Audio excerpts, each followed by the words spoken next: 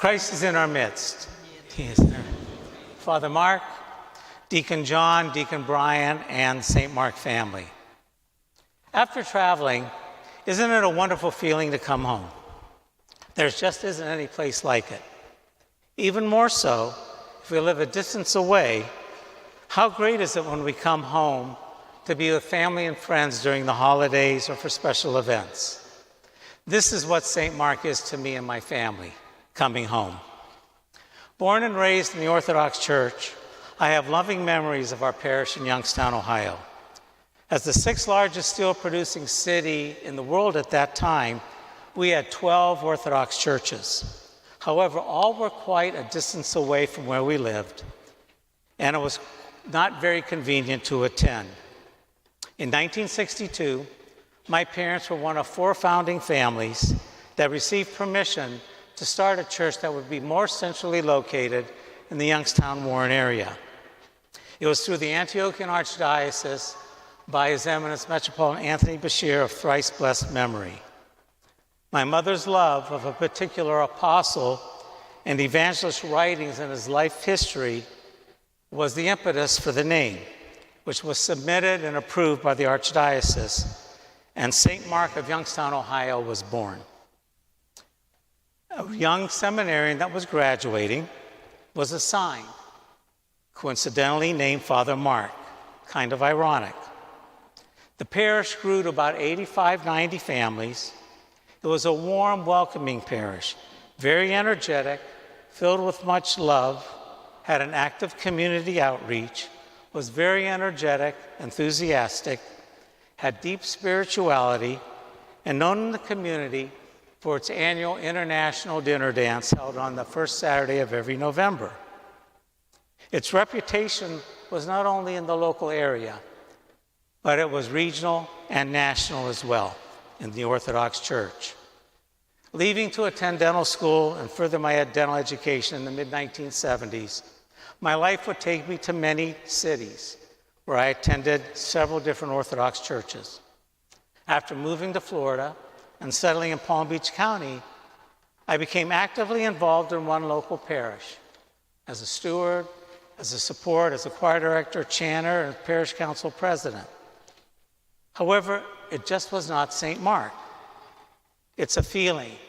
And what I was missing was a spiritual and emotional connection to the parish community, where love, acceptance, support, genuine caring for one another existed. One day I heard about a new church that had been built in Boca Raton. Coincidentally, named St. Mark. I was curious, is this a sign? In 2002, I attended my first service here. The first impression was powerful for me. It was the welcome I received in the narthex from the greeters.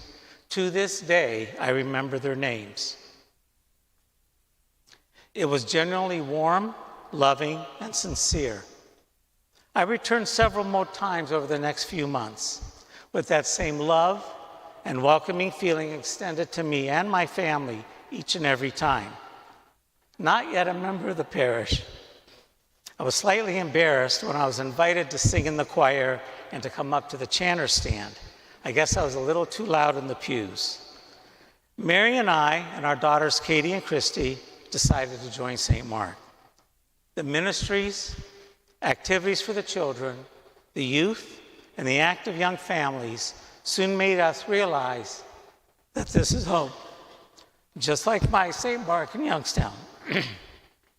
For the past 11 years, I've been working out of the area. Our daughters have lived away to pursue their education. However, for the few times we were home, especially during the holidays, we always look forward to attending services here at St. Mark. Our oldest daughter, Katie and Nick, just celebrated their second wedding anniversary. The wedding and reception were held here at St. Mark, even though they were living in Midtown Manhattan at the time. Our youngest daughter is still pursuing her education. After Katie and Nick lived in a few other cities and searching for that Orthodox church to call home, they decided to return to South Florida in early August. Besides the family, it was St. Mark that served as the impetus. Katie kept saying, it's not like St. Mark. Church life is important to them, for all of us. There is nothing like St. Mark. And God works in mysterious ways, because just 2 weeks later, our first grandchild, Leo, decided to arrive a little early and will be baptized here in March, extending us to a third generation here at St. Mark. Now, I believe each of you here today have similar life stories and share similar connections to our parish. A few weeks ago, John Kasupsis eloquently shared that is about all of us, not individually, but collectively, working and continually laying the foundation for future generations to share our faith in this magnificent sanctuary.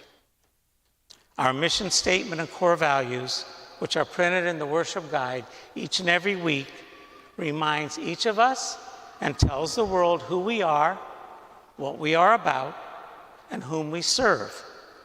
It is truly a spiritual family committed to the Orthodox faith, the community near and far away, sharing our faith and supporting each other, especially to those in need.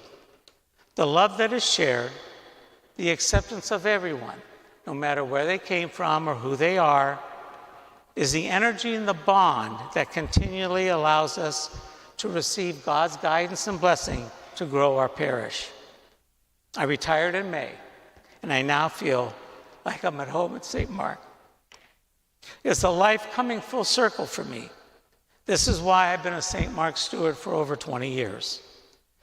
I respectfully ask that as you determine your stewardship giving for 2025, please remember how important our spiritual home is